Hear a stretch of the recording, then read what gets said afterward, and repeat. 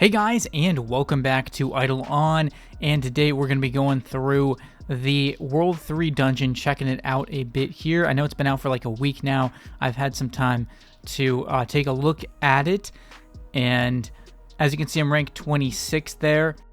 So my stats are good enough to be a little more useful in this dungeon. I didn't see many people at this dungeon. I assume it's because most people are more scaled to the or have better stats for the World 1 dungeon, which is a little more straightforward.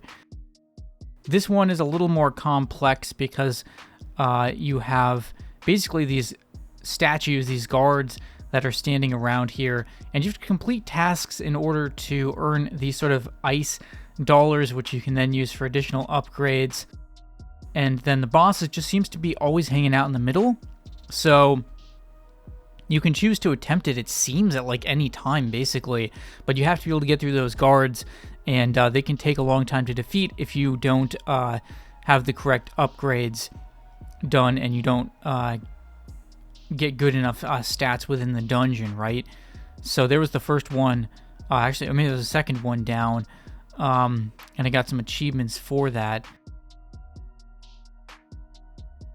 And actually, I think that was just the first boss down, first one. And so I was still pretty much going with my Grey Grumblo setup. That seemed to be the best, still to go for that. Well, I often go for Grey Grumblo just because it's the simplest.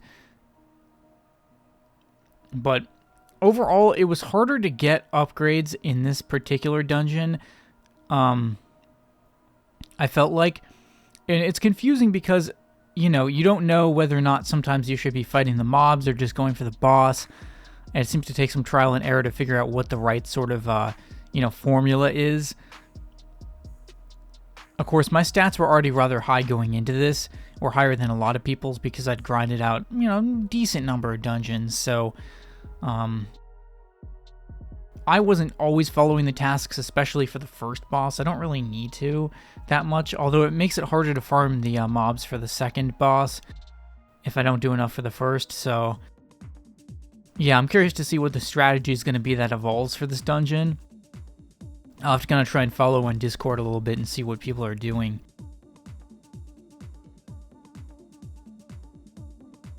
Overall, though, I kind of still felt like World 1, just because I typically semi-AFK it. That was the second boss right there.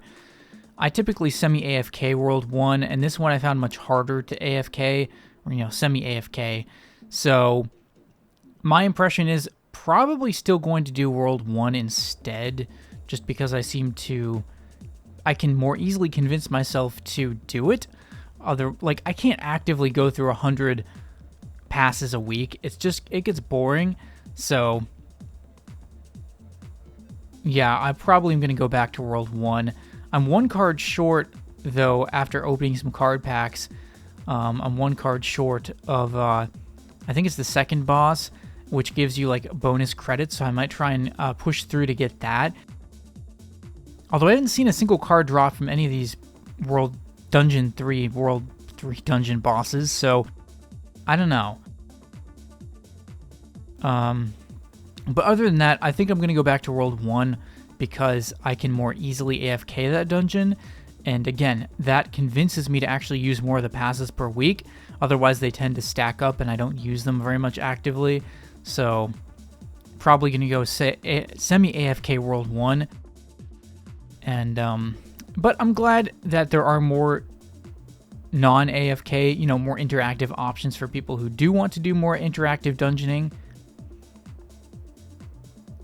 And again, it will be interesting to see what strategies come out of that.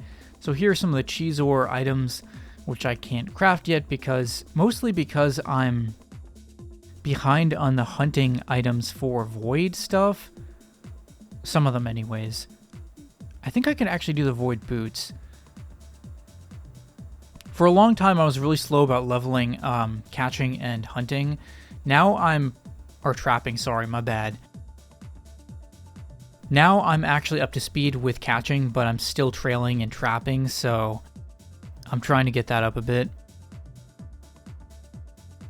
And then I was back doing some more cheese ore. But this boss isn't really that interesting in terms of drops, so I probably won't do it that much, to be honest. I kind of just want the crafting materials, and maybe I'll come back to it later. So yeah, I mean, I'm liking this update so far. Although, I don't know if either the boss or the dungeon are really going to become go-to activities for me. We'll have to see kind of how they play into the meta more.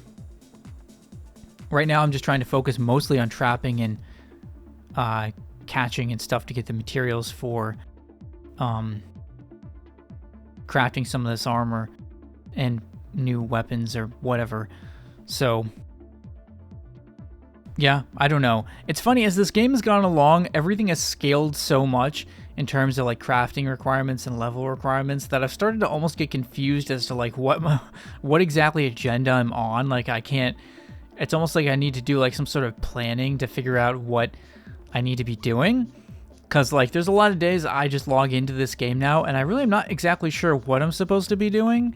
I just kind of collect the things and upgrade anything that looks obvious, and yeah, it gets complex. This game gets complex over time. But I guess that's also a reason why I kind of like it, so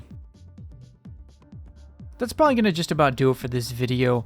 I'm going to be taking a stronger look at anything else I might have missed with this update in some future videos, and trying to give an update on any additional interesting dungeon drops I get as well. Again, like I said, I'll be going back to World 1 probably and continue to farm that just because I can do it semi-AFK, which convinces me to actually use the passes, because otherwise they get really boring to do actively. So that's probably what I'm going to do. So leave a like if you guys enjoyed. Let me know what you thought about this video in the comments and what other types of content I should make, Idleon or other games. Maybe sub if you're new to the channel, and thanks for watching, guys, and stay tuned for more videos.